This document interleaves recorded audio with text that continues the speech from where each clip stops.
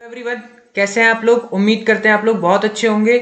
तो हम class 12th history हमने शुरू कर दी है आप सभी के लिए। Class 12th history MCQ series Hindi medium के लिए क्लास 11th हम कंप्लीट कर चुके हैं, ठीक है। और साथ ही क्लास 12 का चैप्टर 1 भी मैंने आपके लिए कंप्लीट करके चैनल पर डाल दिया, तो चैप्टर 1 भी हो चुका है। और ये हमारी अगली वीडियो चैप्टर 2 के लिए, राजा, किसान और नगर। चैप्टर 2 राजा, किसान और नगर इस चैप्टर का नाम है, ठीक है। तो चलिए इसे शुरू करते हैं। इसका पहला क्वेश्चन आपकी स्क्रीन पे, जल्दी से बताइए, जल्दी से आंसर कीजिएगा इसका। बताइए, आपके लिए बड़ा कर दिया। जेम्स प्रिंसेप की मुख्य उपलब्धि। जेम्स प्रिंसेप की मेजर उन्होंने क्या किया था? उन्होंने सबसे बड़ा काम आपको ध्यान रखना, उन्होंने ब्राह्मी और खरोष्ठी लिपि का अर्थ निकाला, क्योंकि इस टाइम पर सबसे ज्यादा जो यूज होती थी लिखने के लिए, जैसे आज हम इंग्लिश में लिख रहे हैं, जैसे मैं लिख रहा हूं अभी राइटिंग, तो मैंने लिखा, तो ये हम क्या लिख रहे हैं? रोमन लिपि में लिख रहे हैं। तो ऐसे ही ब्राह्मी और खरोष्ठी लिपि उस टाइम अभिलेखों में लिखी होती थी, और उसको समझने के लिए बहुत जरूरी था कि उनका अर्थ पता हो। तो इन्होंने क्या निकाला था? उनका अर्थ। चलिए अगला प्रश्न बड़ा कर दिया है। इंडिका किताब के लेखक थे, कौन थे? इंडिका किताब लिखी है आपकी मेघस्तनीज ने, ये दूत थे, ठीक है। तो इन्होंने ये किताब लिखी है इंडिका। चलिए अगला प्रश्न,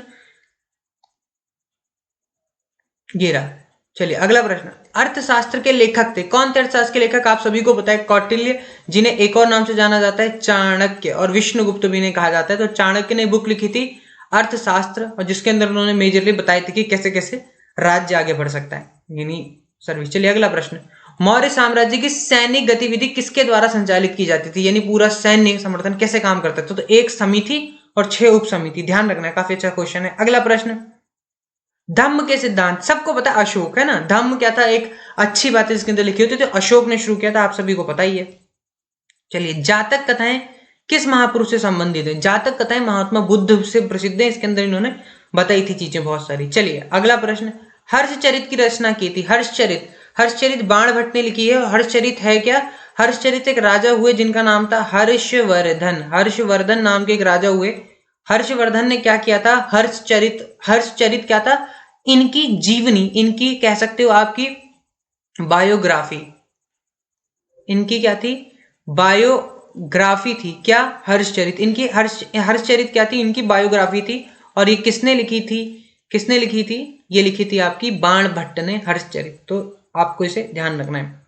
अगला, सेठी आमतौर पर क्या होते थे? व्यापारी, जो बहुत ही रिच व्यापारी हुआ करते थे उनको बोला जाता था सेठी। अगला प्रश्न, भारत में सबसे पहले सोने के सिक्के जारी किए कुषाणों ने, सबसे पहले इन्होंने किए थे, ध्यान रखिएगा। कई लोग इसमें गुप्त में कंफ्यूज हो जाते हैं। गुप्तों ने क्या किए थे? सबसे भव्य सिक्के, सबसे अच्छे सिक्के।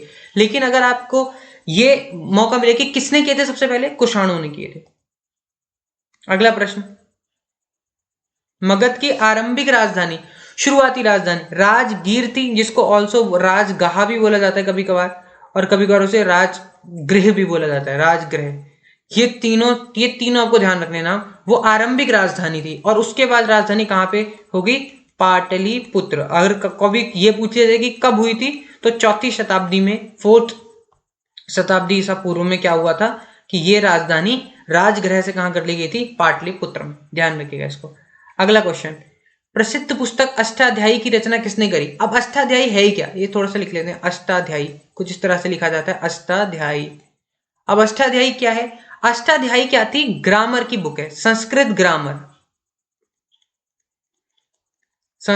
ग्रामर यानी व्याकरण की किताब है ये। और इसे किसने लिखा है? इसे आपको मिलेगा, आपको पता होगा, पाणिनि ने इस बुक को लिखा है। ये काफी एग्जाम्स में भी पूछी जाती है।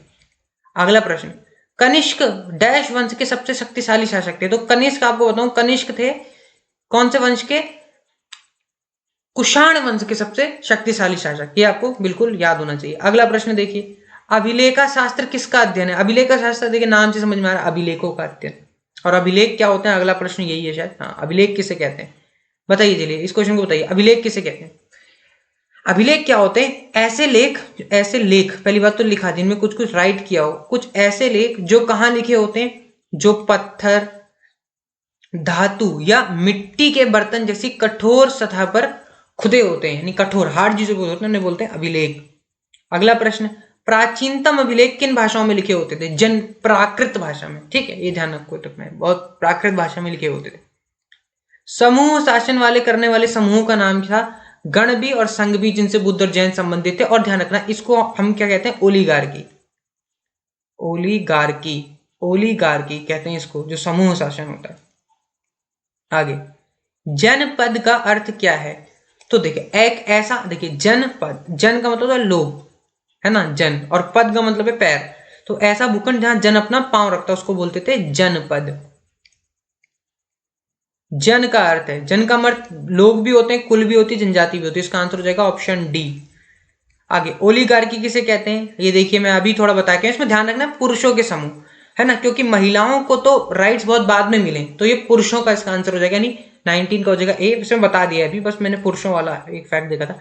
प्राचीन भारत का सबसे शक्तिशाली महाजनपद था मगध, सबको पता ही है, क्योंकि मगध एक तो लोकेशन बहुत अच्छी थी, ज्योग्राफी की लोकेशन बहुत अच्छी थी, क्योंकि बिहार में झारखंड भी आता था, ये उसी आसपास का इलाका है, तो इनको लोहा वहां से मिल जाता था, ठीक है, और जंगल थे तो हाथी वगैरह वहां से मिल जाते थे, तो ये सब सारी चीजें यहाँ पे मिल जाती थी। गंगा, नदियां काफी अच्छी थी, तो नदियों के माध्यम से क्या होता था वहां पे, खेती अच्छी हो जाती थी। तो इन तीन चार, और साथ ही राजा बहुत अच्छे थे, राजा किंग्स बहुत अच्छे रहे, तो ये ध्यान रखना है, किंग इन वजह से क्या था, मगध शक्तिशाली जनपद था। आगे देखिए, राजगाह शब्द का अर्थ है राजाओं का घर, ठीक है, राज का मतलब राजा और गाह मतलब घर, ठीक है, राजाओं का घर, ध्यान रखना है। अगला प्रश्न जल्दी देखिए, पाटलिपुत्र को मगध की राजधानी कब बनाया गया? ये क्वेश्चन मैंने भी थोड़ी देर पहले बताया, जल्दी से आंसर कीजिए कमेंट में। अशोक के पश्चिमोत्तर से मिले अभिलेख कौन सी भाषा है? पश्चिम, जैसे मान लीजिए हमारा इंडिया है भारत, तो पश्चिमोत्तर मैं बताता हूँ आपको किस किस इलाके की बात कर रहा है। यहाँ इस इलाके की बात कर रहा है, ये पूरा ये जो हिस्सा है पश्चिम और उत्तर, यहाँ तक चले जाओ, इस पूरे इलाके की बात कर रहा है। तो यहाँ से जो अभिलेख मिले वो किस में मिले? दो भाषा में, अरामेक में, यूनानी में। तो option C will be the right answer. चलिए अगला क्वेश्चन, मौर्य साम्राज्य के संस्थापक थे कौन थे? सबको पता है चंद्रगुप्त मौर्य, है ना। आगे, मौर्य साम्राज्य के प्रमुख राजधानी केंद्र थे, पाटलिपुत्र राजधानी, बाकी चार क्या थे, मतलब प्रशासनिक केंद्र कह लो, तो चार ये थे, तक्षशिला, उज्जैनी, तोसली और सुवर्णगिरी। अगला प्रश्न, पहली उप समिति का क्या काम था? मैंने बताया था ना अभी कि 6 उप समिति थी, तो इसमें से पहली का काम क्या था? पहली का काम था आपका नौसेना का संचालन, ध्यान रखना ये सब, ये याद रखने की बातें हैं। दूसरी उप समिति का क्या नाम था बताइए? दूसरी उप समिति का बताइए, जल्दी जल्दी से बताइए, दूसरी उप समिति का क्या काम था? दूसरी उप समिति का काम था, दूसरी उप समिति का काम क्या था? तो दूसरी उप समिति का काम आपको ध्यान रखना क्या था? यातायात और खान पान का काम। चलिए अगला प्रश्न, तीसरी उप समिति का काम क्या था? पैदल सैनिकों का संचालन, ठीक है, ये याद रखने के क्वेश्चन है, बिल्कुल फैक्ट्स याद होने चाहिए। चौथी का काम क्या था? अश्वारोही मतलब घोड़े चलाने वालों का संचालन। पांचवी उप समिति का था रथारोहियों का संचालन, जो रथ पे बैठे हैं उनका संचालन, रथारोही। अगला प्रश्न, छठी उप समिति का क्या नाम था? हाथियों का संचालन। तो ये बिल्कुल एग्जैक्ट आपको ये फैक्ट ना सारे, जो 6 उप समिति है, 6 उप समिति का काम फैक्ट है, और वो फैक्ट आपको बिल्कुल एग्जैक्ट याद रखने ही रखने। चलिए आगे, धम्म के प्रचार के लिए जिन विशेष अधिकारियों को नियुक्त किया गया उन्हें क्या कहते थे? उन्हें कहते थे धम्म महामत, ठीक है, जो प्रचार करते थे धम्म का, कि धम्म क्या है, कैसे है। ये तमिलकम का अर्थ है, देखिए तमिल, तो तमिलनाडु ऐसे कीजिए, आंध्र प्रदेश के अंदर है, और क से केरल याद कर लीजिए। तो तमिलनाडु, आंध्र प्रदेश और केरल के कुछ हिस्सों को क्या कहा जाता था? तमिलकम। अगला प्रश्न, अपने नाम के आगे किस वंश के शासकों ने देवपुत्र की उपाधि लगाई? बहुत अच्छा सवाल है, बताइए जरा। इसका आंसर है कुषाण शासकों ने, जो कनिष्क जिससे रिलेटेड है, कुषाण शासकों ने, उन्होंने लगाई थी देवपुत्र की उपाधि। प्रयाग प्रशस्ति की रचना किसने करी थी? प्रयाग प्रशस्ति की रचना करी है आपकी, बताइए किसने करी है? हरिसेन ने, हरिसेन ने करी थी। और अगर आपसे पूछे जाए किसके कवि थे, अगर आपसे पूछ लिया जाए कि ये किसके, मतलब कि अगर आपसे पूछेंगे, अभी आगे चलते हैं तो उसमें बताएंगे आपको क्या पूछेंगे सवाल। हरिसेन, देखिए आ गया, हरिसेन किसके कवि थे? ये ध्यान रखना, हरिसेन किसके कवि थे? समुद्रगुप्त के राज कवि थे, है ना, दोनों ध्यान रखना है आपको। अगला प्रश्न, चलिए अगले प्रश्न, कुषाण सिक्कों के अग्रभाग और पिछले भाग पर क्रमशः क्या होता है? जैसे ये कुषाण सिक्का एक, ये इसका पीछे का भाग, तो पहले भाग पर होता था कनिष्क और दूसरे भाग पर होते थे भगवान, ठीक है, ये आपको ध्यान रखना है। धन देवता के रूप में किसे पूजा जाता है? तो आपको पता ही है, वैसे तो अब देवी होता तो लक्ष्मी, और ये है तो कुबेर। आगे, समुद्र देवता के रूप में किसे पूजा जाता है? वरुण को पूजा जाता है, ठीक है।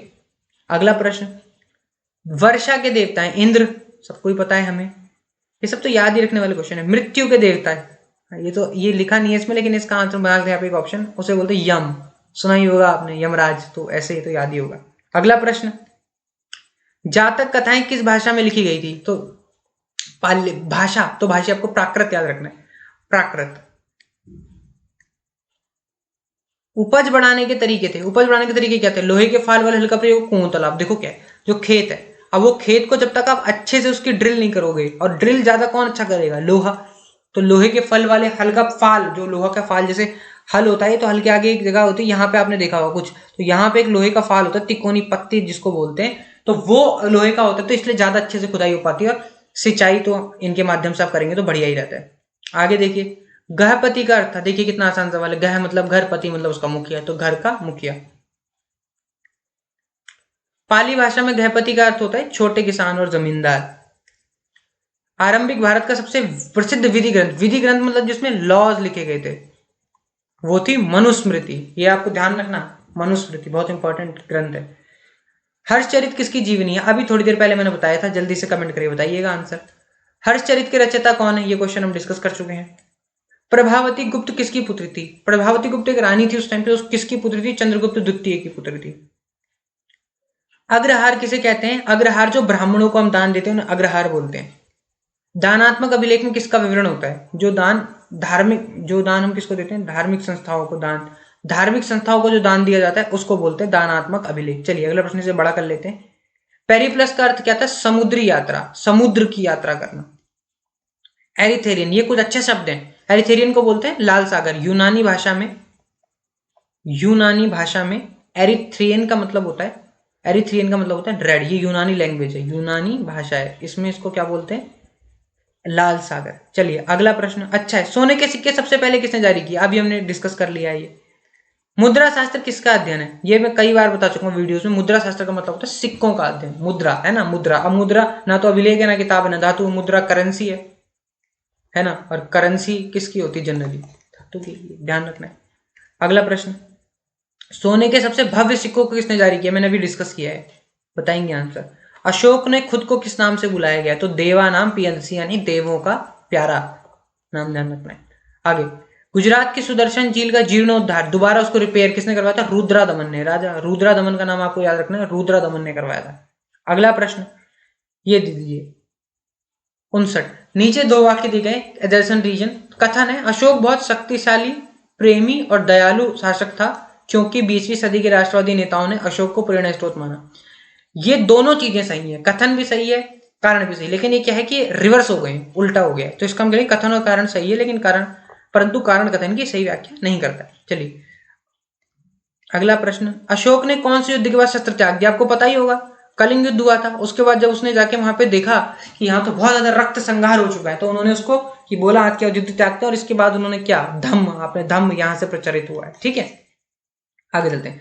तो चलिए, तो खत्म हमारी video. Thank you, like share subscribe and don't forget to hit the like button और नोटिफिकेशन बेल आइकन। अच्छा, अब एक बार ध्यान दीजिए, हमने आपके लिए टेलीग्राम चैनल बनाया है, मैंने पिछली वीडियो में बताया था, उत्साह क्लास 12th एच का मतलब ह्यूमैनिटीज। वहां पे आपको ये पीडीएफ हम दे देंगे, वहां से आप इनको डाउनलोड कीजिए, रिवाइज करिए, और जल्दी से वीडियो को लाइक जरूर कीजिए, शेयर कीजिए, सब्सक्राइब कीजिए, क्योंकि मोटिवेशन फॉर द वर्क, हम जैसे आपको चाहिए वैसे हमें भी चाहिए, मेहनत लगती है काम करने में। चलिए बहुत बहुत धन्यवाद आप।